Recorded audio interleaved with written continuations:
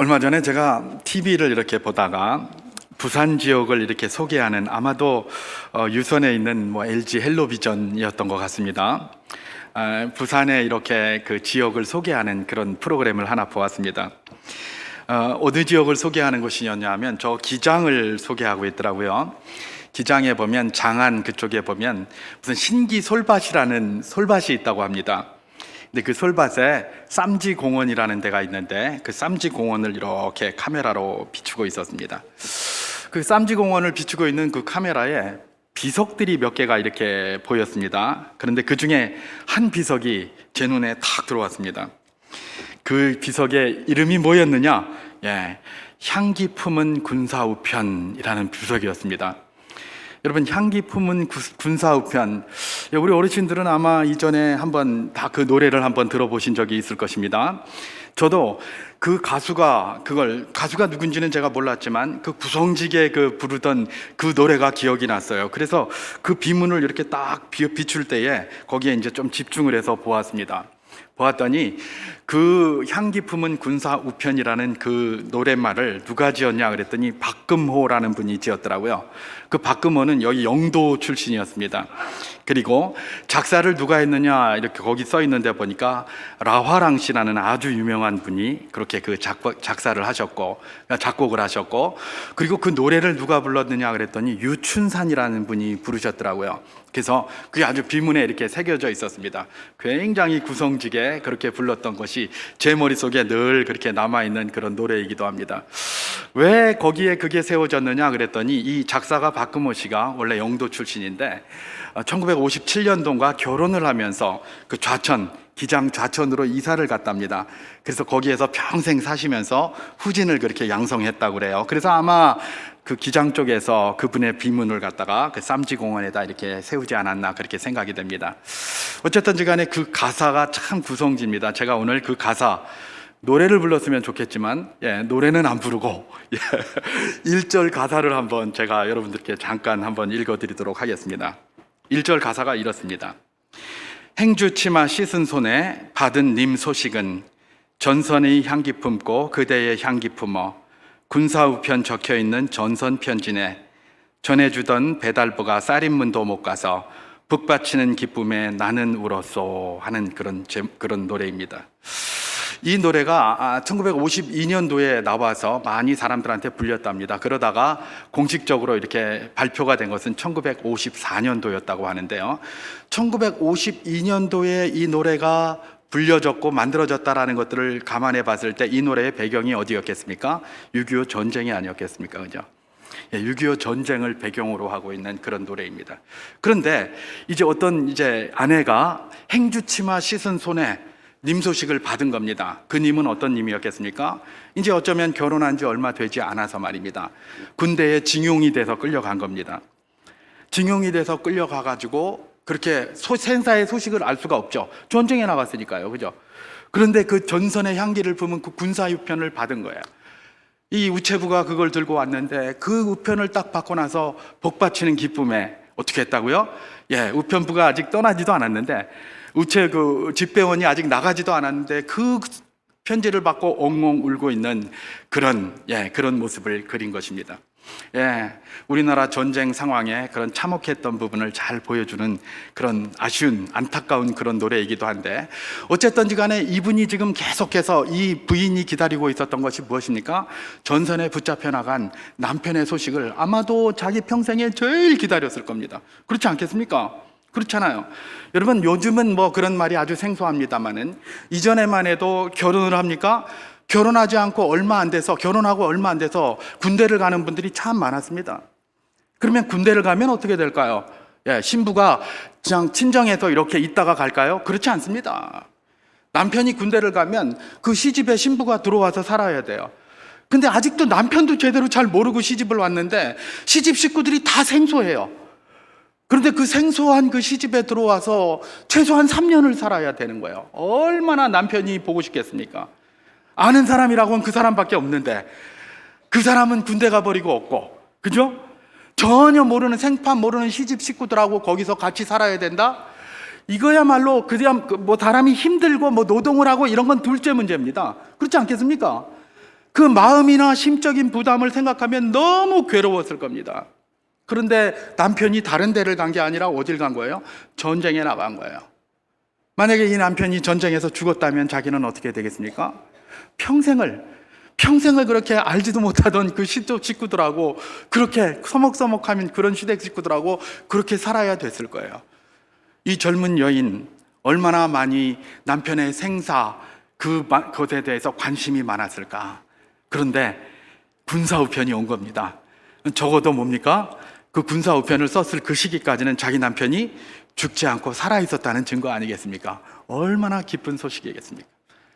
세상에 그보다 더 바라고 그보다 더 기쁘게 기다린 소식은 아마 없었을 것입니다. 그렇습니다. 우리가 지난 4주 동안 대강절을 쭉 이렇게 보내면서 사람의 특징에 대해서 한번 이야기를 했었습니다. 어떤 특징입니까? 기다린다라는 것이었다고 했습니다. 호모 아드벤투스, 기다린다. 사람은 기다립니다. 그것이 무엇이든지 기다려요. 때로는 그 기다림이 좋은 소식으로 올 수도 있고요. 때로는 그 기다림이 나쁜 소식으로 올 수도 있어요. 그래서 때로는 무소식이 희소식이다 그런 말도 해요. 그러나 그럼에도 불구하고 소식을 기다리며 받고 싶어 하는 것이 인생인 것이죠. 여러분, 이제 명절이 됐던 언제가 되었던 소식을 많이 전할 수 있기를 바랍니다.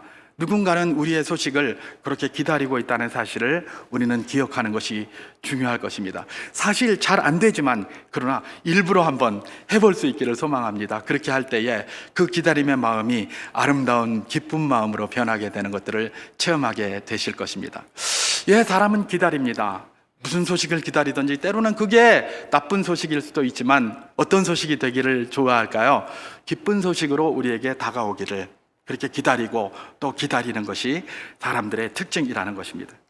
그런데 여기서 기쁜 소식을 우리가 기다린다고 할 때에 그 기쁜 소식이 무엇이냐? 예, 뭐 절대적인 기쁜 소식이 있을까? 예, 절대적인 기쁜 소식이기보다는 기쁜다는 어떤 사람이 기쁜 소식을 받을 때 그 기쁘다는 것은 굉장히 상황적입니다. 상대적입니다. 그죠? 이 사람이 기쁘다고 해서 저 사람도 기쁜 거 아닙니다. 상대적이에요. 굉장히 상대적이에요. 예를 들면 농부는 무엇을 고대하며 기뻐하겠습니까? 예, 풍년이 오기를 학수고대할 것입니다. 그런데 풍년이 오면 어떤 문제가 생깁니까? 예, 자기가 기껏 길러놓은 농산물이 폭락을 할 가능성이 있죠. 그러니까 뭘 학수고대하겠습니까? 풍년도 기다리고 또 이 농산물 값이 좀 오르기를 기다릴 겁니다. 그죠? 폭락하지 않고. 그리고 직장인들은 무엇을 기다릴까요? 우리가 상식적으로 생각하는 것처럼 직장인들은 그 해에 내가 진급을 좀 할 것인가, 또 월급이 좀 오를 것인가, 내년에는 나의 근무 환경이 좀 나아질 것인가, 아마 이런 것들을 굉장히 고대하게 될 것입니다. 여러분, 수험생들은 뭘 기다릴까요? 예, 내가 어디로 입학하게 될 것인가, 나에게 합격 소식이 어디서 올 것인가, 이거 학수고대할 것입니다. 소위 요즘 취업준비생들은 무엇을 기다립니까? 예, 내가 어느 회사에 취직되었다는 소리를 간절하게 고대하고 있을 것입니다. 그런데 말입니다, 이걸 한번 생각해 보십시오.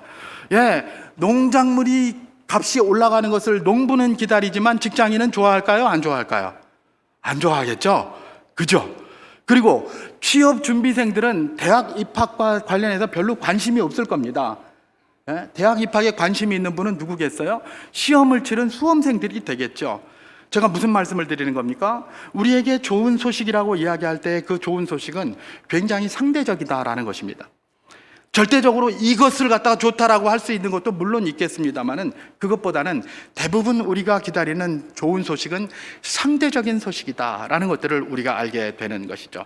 자, 저는 오늘 이런 관점에서 오늘 이 성탄 명절 메시지, 특별히 제가 오늘 메시지의 제목을 성경 본문을 따라서 큰 기쁨의 좋은 소식, 흔한 제목입니다. 많은 분들이 이런 것으로 이렇게 설교를 하는데 큰 기쁨의 좋은 소식이라고 한번 붙여보았는데요. 바로 이런 관점에서 사람마다 그 상황과 환경에 따라서 그 기쁨의 좋은 소식이 이것이 될 수도 있고 저것이 될 수도 있다라는 그런 관점에서 이 말씀을 한번 묵상하면서 오늘 성탄절에 은혜를 잠깐 나눠보기를 소망하는 것입니다.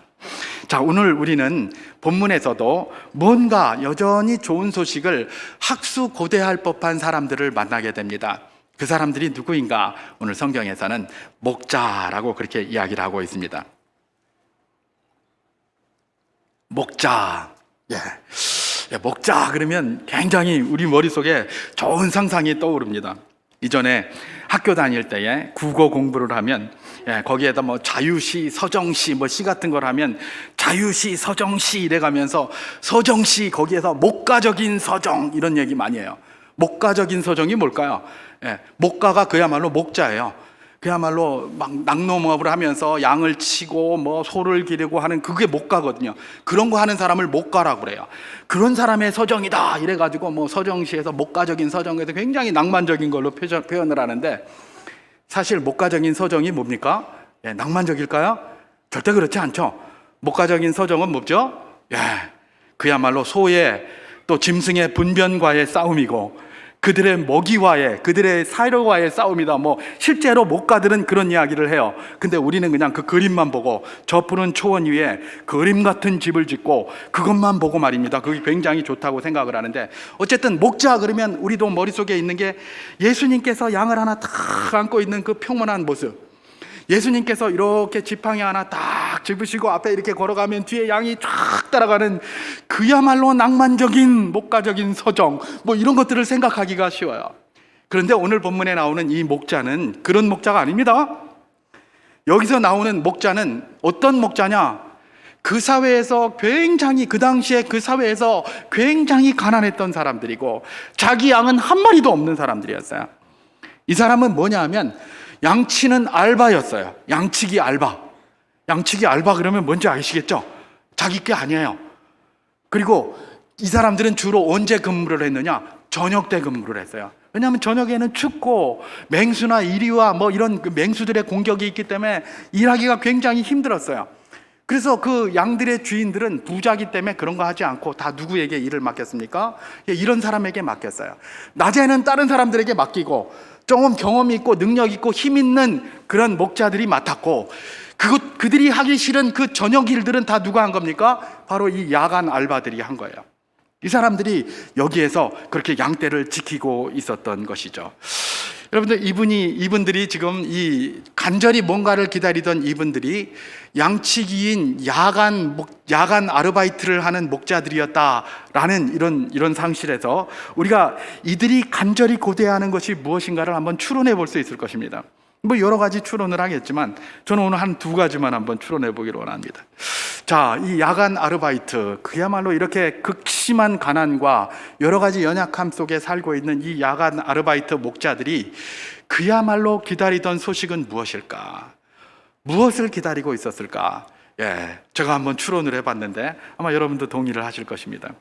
그 추론 가운데 하나는 뭐냐면 시편 130편 6절에 나온 말씀이 아마 그 중에 하나가 되지 않을까 그렇게 생각이 됩니다. 제가 한번 시편 130편 6절을 봉독해 보도록 하겠습니다. 파수꾼이 아침을 기다림보다 내 영혼이 주를 더 기다리나니 참으로 파수꾼이 아침을 기다림보다 더하도다, 그렇게 기록합니다. 시편 기자가 이 부제가 성전에 올라가는 노래입니다. 성전을 찾아서 올라가면서 파수꾼의 아침을 기다림보다 내가 주의 성전에 올라가면서 주를 만나는 것을 더 기다린다, 이렇게 얘기를 해요. 그런데 여기서 자기의 그 간절한 마음을 뭐에 비유하고 있습니까? 파수꾼이 아침을 기다리는 것에 비유하고 있어요. 다시 말해서 파수꾼은 뭘 기다린다? 아침을 기다리는 거예요. 이 저녁에 야간 알바를 하고 있는 이 목자들은 뭘 간절하게 기다렸겠습니까? 아침이 오기를 기다린 거예요. 아침이 오기를. 제가 이분들의 마음을 좀 압니다. 저도 이전에 이런 경험을 많이 했기 때문에 그래요. 제가 이전에 군대에 있을 때 이 위병중사라는 게 있었습니다. 위병소에서 위병중사를 해요. 그러면 위병중사는 24시간을 근무해야 돼요. 그런데 위병소에는 어떻게 해야 됩니까? 겨울이 되면 경기도 저쪽 고양시 이쪽이니까 얼마나 춥습니까? 그냥 막 겨울 되면 엄청나게 추운데 위병소는 전부 유리로 돼 있거든요. 유리 한 장으로 다 돼서 속이 훤히 들여다 보여요. 그러는데 또 가운데 그것도 뭐 넓은 거기 정문 입구에 딱 있기 때문에 바람이 엄청 셉니다. 근데 거기에 유리로다가 이렇게 된데 거기에 난로라고 있는 게 뭐다? 기름난로. 그나마 기름난로라서 낫죠. 근데 그 기름난로도 기름을 만판 줍니까? 만판 안 줘요. 하루에 쓰는 양을 딱 정해줘요. 그러니까 이거 어떻게 조금 잘 조정을 해야 이게 밤새도록 좀 그 피우고 이렇게 하지. 그렇지 않으면 기름 떨어져 버리면 이게 뭐 끝나니까요. 그러니까 그 기름날로 심지 조정해 가면서 이래 가면서 그걸 떼는 거예요. 근데 그때 제가 20대 초반이었거든요. 20대 초반인데 그렇게 밤에 위병을 한번 쓰고 나면 온 몸이 막 녹초가 됩니다. 다음날 아침에 일어나면 온 몸이 안 움직이고요. 다 굳어가지고요. 그래가지고 이래서 그날 막 가서 오전 동안 취침을 할 수 있으니까 가서 취침을 하고 막 자고 그래야 하나 겨우 몸이 풀릴 정도로 20대 초반이 그랬다니까요. 지금 제가 좀 건장하잖아요. 제가 타고난 체질이 좀 튼튼한 체질인데, 예, 그런데도 그럴 정도였으니 얼마나 힘든 일입니까? 게다가 순간순간 군단 사령부에서 야간 보초들 점검하러 오고 막 이러기 때문에 늘 긴장하고 있어야 되는 거예요. 그러니까 그때 제 마음이 뭐였겠습니까? 이 밤이 빨리 가도록, 이 밤이 좀 빨리 갔으면 좋겠다. 추워서 온몸이 굳어들고 언제 군단에서 점검관들이 나올지 모르니까 빨리 아침이 되었으면 좋겠다라고 막 간절히 생각을 했었죠. 예, 그래서 제가 이분들 마음을 아는 거예요. 이 목자들 말입니다. 얼마나 추웠겠습니까? 이 당시에 예수님 태어날 당시 굉장히 추웠고 그때 또 밤이었지 않습니까? 밤에 막 눈이 쏟아지고 서리가 내릴 수 있는 그런 상황이었어요. 굉장히 추운 상황이었고 또 밤에는 뭐가 옵니까? 맹수가 오는 거예요. 여러분, 야간 알바하는데 맹수가 와서 양 한 마리 잡아먹으면 어떻게 되겠습니까? 그냥 양값 물어내야 되는데 양값 물어낼 게 있겠습니까? 그날 하루 알바비 안 받는 걸로 끝난 게 아닙니다. 그 당시에도 그런 일을 할 사람들은 줄을 서고 서 있었어요. 그러니까 어떻게 되겠습니까? 저것들은 일 시켰더니 일도 제대로 못하더라 이러면 다른 일을 못하는 거예요. 그럼 자기는 그 사회에서 매장이에요. 그러니까 얼마나 갈급하게 아침이 오기를 바랐겠습니까? 아침이 오면 비로소 이 모든 중압감과 이 추위로부터 벗어날 수 있다라는 그런 생각에 아침이 오기를, 파수꾼이 아침이 오기를 간절히 기다리는 것처럼 이 사람들이 그랬을 것입니다. 예, 이분들이 간절한 소식은 뭐였겠습니까? 1차적으로 아침이 오는, 빨리 이 짐에서부터 좀 벗어나는 아침이 오는 것이 되었으면 좋겠다라는 그런 소식이었을 것입니다. 한 가지만 더 추론해 본다면 뭐겠습니까? 예, 지금 이분들은 남의 양을 지금 치고 있어요. 남의 양을 치고 있는 사람들의 소망이 뭐였을까요? 예, 내 양을 좀 가지고 이렇게 목자 노릇 했으면 좋겠다, 이것 아니겠습니까? 이전에 어르신들 말 들어보면 남이 땅을 이렇게 도지를 얻어가지고 그 땅을 갖다가 경작을 하잖아요. 내 땅이 아닌 거를 다 경작을 하면서 이분들의 소망이 뭐였습니까? 내년에는 내가 땅 이만큼 내 땅 사겠다, 내 땅 사겠다, 이렇게 하는 거예요. 내년에는 내 땅을 사서 내가 농사 지어보겠다, 이게 소망이었어요. 그렇잖아요. 뭐 요즘은 그런 게 많이 희석됐는지 어땠는지 모르겠지만 이전에는 그랬어요. 어디 가서 물을 이슨 일을 할 때도 주인이 뭐라 그러고 막 윗사람이 뭐라 그러고 막 그래도 내가 지금은 이런 소리 듣지만 이거 잘 배워서 나중에 내가 사장이 되겠다, 이러고 배웠어요. 그러니까 꿍꿍대고 그 일을 많이 했거든요. 마찬가지일 것이 분명합니다. 이 목자들의 또 소망이 있었다면, 바라는 소식이 있었다면 뭐겠습니까? 내 양이 좀 생기는 거. 그래서 내가 내 양을 남이 거 알바하는 게 아니라 내 양을 좀 가지는 것이다, 뭐 이런 것이 분명히 그들의 소망이었다라는 것들을 우리는 기억할 수 있고 또 얼마든지 추론할 수 있게 되는 것이죠. 그렇습니다. 이 목자들이 학수고대하던 것, 1차적으로 그 당시 바로 직전에는 아침이 오기를 바라는 것이었을 것이고, 또 장기적으로는 뭐였습니까? 내 양을 좀 가지는 것이었을 것이다. 물론 더 많지만 이 두 가지만 제가 한번 추론을 해 보았습니다. 그런데 이런 소식을 기다릴 법한 이 목자들에게 천사가 나타났습니다. 천사가 나타나서 이런 이야기를 하고 있는데요, 제가 오늘 본문 누가복음 2장 9절과 10절을 한번 봉독해 보도록 하겠습니다. 주의 사자가 곁에 서고 주의 영광이 그들을 두루 비추매 크게 무서워하는지라. 천사가 이르되 무서워하지 말라. 보라, 내가 온 백성에게 미칠 큰 기쁨의 좋은 소식을 너희에게 전하노라. 그렇게 얘기를 합니다. 갑자기 천사가 확 나타난 겁니다. 천사가 확 나타나니까 이 사람들이 뭐예요? 두려워했던 것 같아요. 그러니까 천사가 뭐라고 얘기를 한 겁니까? 두려워하지 말라, 그렇게 얘기한 거예요. 왜 천사가 나왔는데 왜 두려워했을까? 왜 두려워했을까요? 예, 왜 두려워했을까요? 우리 어린이들, 갑자기 천사가 팍 나왔는데 왜 두려워했을까요? 이 목자들이, 어른들이 귀신인 줄 알고 그랬어요. 귀신인 줄 알고. 무슨 목사님이 귀신인 줄 알고 저런 소리 해? 예, 증거를 하나 대볼까요? 예, 마태복음 14장 26절에 보면, 예, 주님의 제자들이 갈릴리 바다를 닦아는데 막 폭풍이 불기 시작합니다. 막 그래서 난리를 치고 있는데 예수님이 물 위를 또 걸어오시는 겁니다. 그때 제자들이 그 예수님이 물 위에 걸어오시는 걸 보고 깜짝 놀랍니다. 왜 깜짝 놀랐다고 그랬죠? 성경이 유령인 줄 알고, 예수님이 그 물 위를 걸어오시니까 유령인 줄 알고 깜짝 놀랐어요. 그래서 막 깜짝 놀라서 이러고 있으니까 예수님이 뭐라고 얘기를 합니까? 내니 두려워하지 말라 이렇게 얘기하셨어요. 그랬더니 그 중에 베드로가 뭐라고 얘기를 합니까? 당신이 예수님이고 유령이 아니라면 나한테 이야기를 해서 물 위를 걷게 하소서 이렇게 얘기를 하잖아요. 그래서 걸어오라 그랬는데 이 베드로가 가다가 그냥 물에 빠지고 말았어요. 그게 성경에 기록되어져 있잖아요. 유령인 줄 알고 그런 거예요. 예, 이 사람들도 그랬을 거예요. 유령인 줄 알고 갑자기 있는데 뭐 후련히 빛이 비치더니 천사가 딱 나타났는데 이게 유령인 줄 알고 깜짝 놀라서 이게 뭐고? 그래서 벌벌벌벌 떨고 있었겠죠. 그런데 지금 뭐라고 그래요? 천사가 딱 나타나니 두려워하지 말라.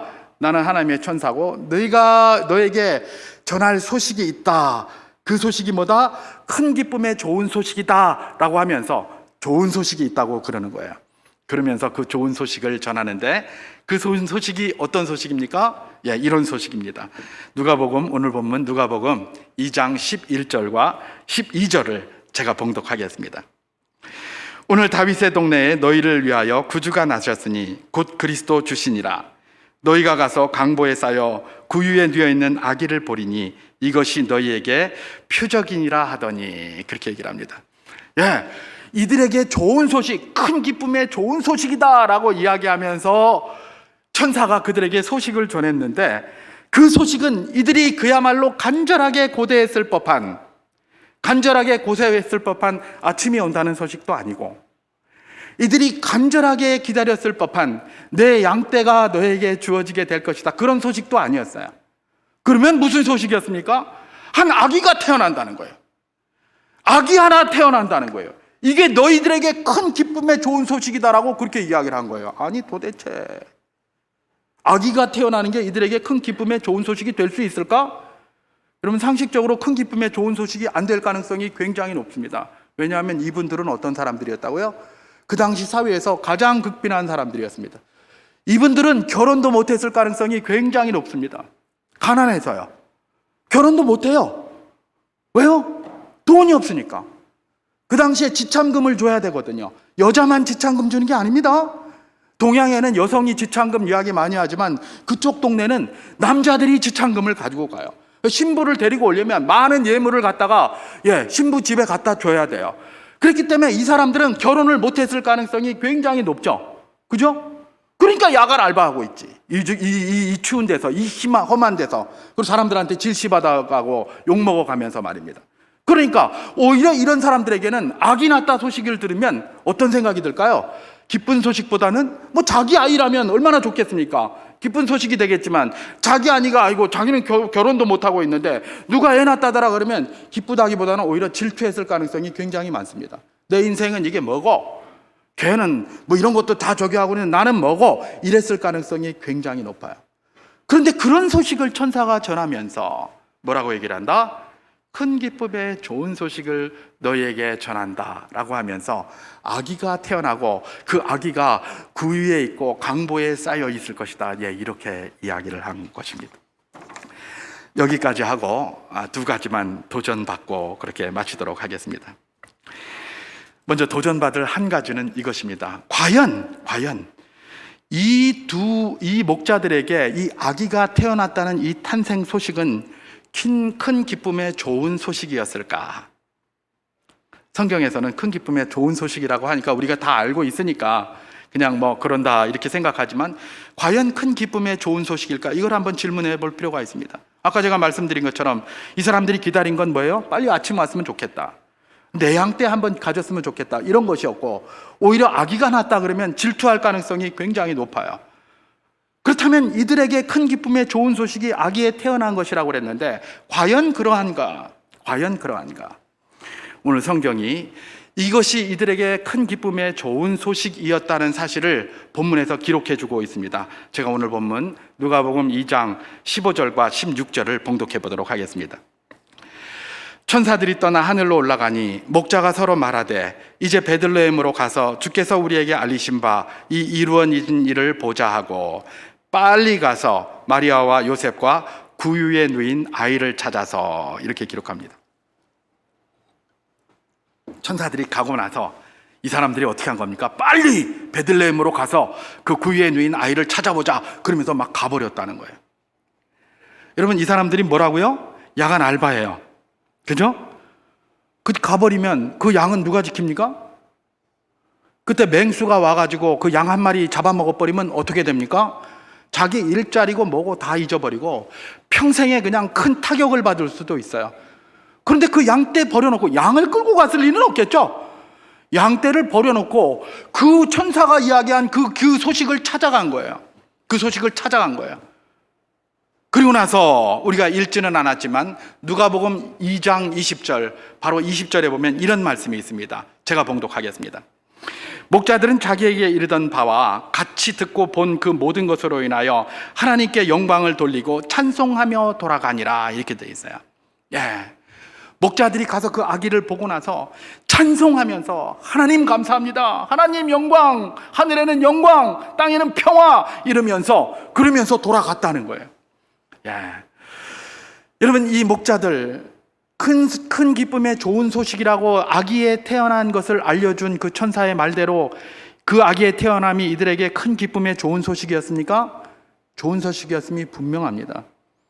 그랬기 때문에 자기들이 그렇게 중요하게 생각하고 있었던 그 목자로서의 일도 뒤로 제쳐놓고 가가지고 그 아기를 보았고, 그 아기를 보고 나서 어떻게 했던 겁니까? 하나님께 찬송을 한 다음에 돌아갔어요.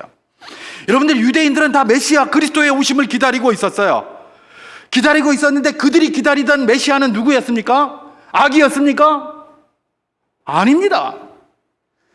그들은 그야말로 철장을 가지고 와서 다윗의 왕조를 다시 회복시킬 힘이 있는 메시아를 기다렸어요. 그렇기 때문에 아기로 왔다 그러면 그게 무슨 메시아고 그게 무슨 그리스도고 아무도 듣지 않았어요.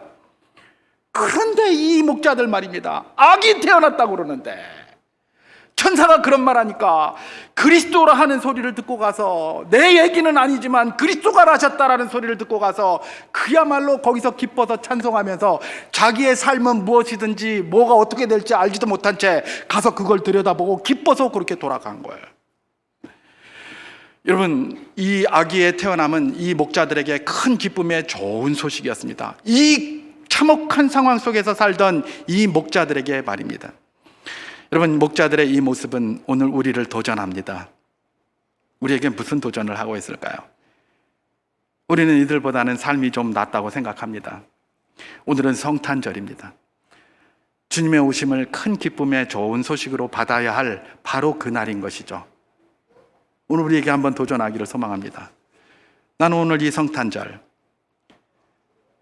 주님이 오심을 기뻐하는 이 성탄절이 나에게도 큰 기쁨의 좋은 소식인가? 목자들은 그렇게 열악한 상황 속에서도 큰 기쁨의 좋은 소식이라고 그것을 맞았는데 오늘 나는 어떤가? 오늘 내 마음은 성탄의 기쁨이 있는가? 성탄절이기 때문에 이 자리에 와서 예배하고 있는 것은 아닌가? 억지로 다른 사람들이 그러니까 나만 스스로 제너레이팅 해가지고 막 기쁨을 만들어내고 있는가? 아니면 정말 성탄절이라는 이 사실이 나에게 기쁨으로 다가오고 있는가? 그 질문을 한번 해보아야 하는 것입니다. 오늘 천사를 통해서 주님이 주신 말씀은, 주님의 태어나심은 목자들에게 뿐만 아니라 온 백성에게 미칠 큰 기쁨의 좋은 소식이라고 했습니다. 여전히 우리에게도 큰 기쁨의 좋은 소식이라는 것이고 큰 기쁨의 좋은 소식이 되어야 한다는 것입니다. 이 자리에 모든 분들에게 우리 주님의 성탄은 큰 기쁨의 좋은 소식이 될 수 있기를 주님의 이름으로 축원합니다. 또 큰 기쁨의 좋은 소식인 줄 믿습니다. 그것이 바로 이 성탄 예배를 드리면서 우리가 우리 마음속에 다시 한번 도전해 보아야 할 아주 중요한 그런 도전이 될 것입니다. 한 가지만 더 도전하고 마치겠습니다. 다른 도전 하나는 주님 오시는 방법입니다. 방법. 우리 주님은 그 당시에 그 사람들이 유대인들이 생각하고 있었던 철장을 든 능력의 메시아로 오시지 않았습니다. 아주 가장 연약한 어린 아기의 모습으로 그렇게 짐승의 우리에 오셨던 것이죠. 우리 주님은 왕궁에도 오실 수도 있었고요, 저택으로 오실 수도 있었습니다. 실제로 누굽니까? 동방 박사들은 유대인의 왕으로 오신 이가 어디 있느냐라고 하면서 찾아간 곳이 어디입니까? 왕궁으로 찾아갔어요. 그러니까 유대인으로 왕으로 오셨기 때문에 그분은 왕궁으로 오실 수도 있고 대저택으로 오실 수도 있었어요. 그런데 왜 하필 짐승의 구유로 오셨는가? 그 질문을 해보아야 되는 것이죠. 왜 그랬을까? 여러분, 우리 주님께서 짐승의 구유로 오신 이유가 있습니다. 그건 뭐냐면 우리 주님은 모든 이들에게 경배받기를 원하시고 모든 이들을 만나기 원하셔서 그랬던 거예요. 여러분, 만약에 왕궁에서 태어났다면 이 목자들이 주님을 만날 수 있었을까요? 못 만났을까요? 당연히 못 만났겠죠. 귀족이나 권세자들이나 가서 만났겠죠. 최소한 동방박사 정도 되면서 뭐 이렇게 해야 나가서 만날 수 있지 않았겠습니까? 그런 예물을 준비하는 자들을 갈 수 있었을 겁니다. 그리고 여기가 구유였기 때문에 아주 가장 가난한 사람들도 갈 수가 있었고 또 가장 부자들도 갈 수가 있었어요. 부자는 언제든지 갈 수 있잖아요. 힘 있고 권세 있는 자들은 어디든지 갈 수가 있어요. 그러나 이면은 뭡니까? 힘 있고 권세 있는 자들에게는 오히려 숨겨진 거죠. 왜냐하면 거기는 가려고 하지 않을 것이기 때문에 그렇죠. 그렇죠? 숨겨졌어요. 그러면 가난한 사람들에게만 이게 안 숨겨지고 힘 있고 부자한 사람들에게만 숨겨졌단 말인가? 그것도 아니에요. 그 당시에 이런 일을 하는 사람들은 이 목자들뿐만 아니라 다른 목자들도 있었어요. 그런데 왜 굳이 이 목자들입니까? 다른 더 가난한 목자들도 얼마든지 있었어요. 그런데 왜 이 목자들입니까? 여기에 우리의 핵심 키워드가 있는 겁니다. 이 사람들이 뭐예요? 우리 주님은 그야말로 누구 말대로 귀족과 뭐 누구든 그거 상관없어요. 누구든지 다 만나시기를 원해요. 뭐 꼭 가난한 자들만 이렇게 요즘 거기에 집중 많이 하고 있는데 꼭 가난한 자들만 그런 건 아니에요. 그가 가난하든 부자든 상관없어요. 누구를 만나시기를 원하시는 겁니까? 믿음으로 나아오는 자를 만나시기를 원하시는 겁니다. 여러분들 예수 그리스도를 믿으십니까? 여러분들을 만나시기를 원하시는 겁니다. 여러분들을 만나시기를 원하세요. 누가요? 예수님이. 그렇기 때문에 구유라는 그 아무것도 아닌 누구나 접근할 수 있는 그곳, 그러나 아무나 접근하지 않는 그곳에 오신 겁니다. 누구만 거기에 갈 수 있습니까? 천사들이 전한 그 말, 아기로 오신다는 그 말, 그 당시에 자기들 상식에 어긋나는 그 말, 그리스도는 힘 있는 자지 아기가 아니다라는 상식을 어기고도 주님의 말씀이기 때문에 믿음으로 내가 나가겠다고 나간 그 사람을 만나러 오신 겁니다. 지금도 마찬가지입니다.